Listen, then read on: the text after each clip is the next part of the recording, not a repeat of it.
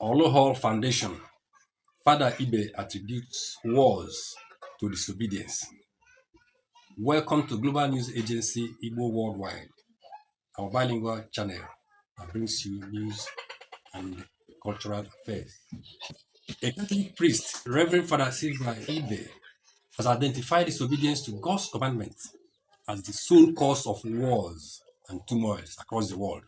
Father Ibe, who is a parish priest in the ORLU Catholic Diocese of Imo State, Nigeria, stated this at the launching of funds for the construction of ORLU Town Development Union Civic Center at Akwakoma, Owerri, Imo State, Nigeria, earlier this month, citing examples with the tribulations which ancient Jews passed through during their days in the exile over 3,000 years ago.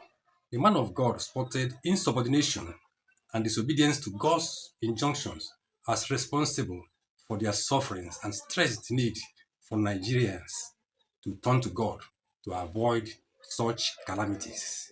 He lamented that many families lacked the true love and peace as a result of in-house acrimony, and admonished married couples to love each other passionately and extend such love to the larger society. This, he said, will help to propagate peace in the world, as according to him, charity begins at home. Many prominent sons of ORLU zone attended the launching ceremony, including the member for ORLU, Uru, also, and the Uru West and the Ohajigbe Federal Constituency in the National Assembly, Chief Mo Nwachukwu Umegu, who was represented by his personal assistant on media education.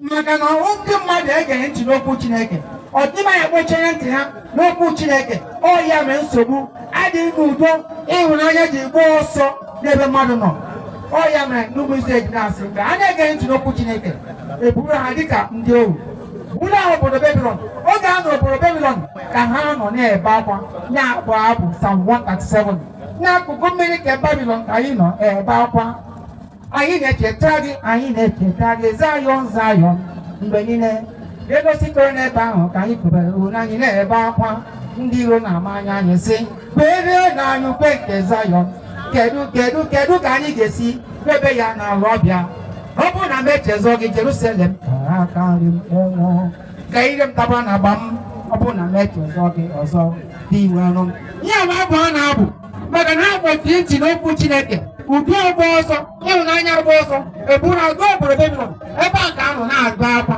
na-atọ ọnwa ụta na-abụzi abụ Psalm 137 a ọnwụ na eji ebe bụ mmadụ ka onye nwoke bụ ya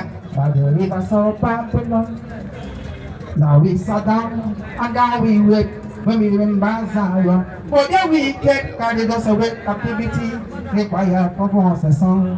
How can we sing the Lord's song in our frame time? Oh, Mary was of our heart and the meditation of my heart be acceptable in thy sight. Oh, when I get to know Chineke, I got say about me about Igazie na-ezinụlọ kwa nsogbu ụlọ di na nwaanyị ọtụmba anaghị atụpụ ọnụ nwanne na nwanne a na-aṅụ mmiri wee iko ofu mmiri ṅụọ mmiri ọ bụ iko o nwere ndị m gara n'ụlọ nwoke na nwaanyị di na nwunye nwoke abụọ anaghị bata nwaanyị ahụ ga-ịba na-abata ihe nwaanyị agịrị gabakwara nwe gị ha ekwesịghị ihe onye ndị di gabakwara nwe gị ha agbara gị isobe mmeri nwoke ele anya nwaanyị ọ ga-eme nwoke bụ ya bụ ekwensị ọ dịghị ihe pụrụ ime n'ihe eguzota di na nwaanyị.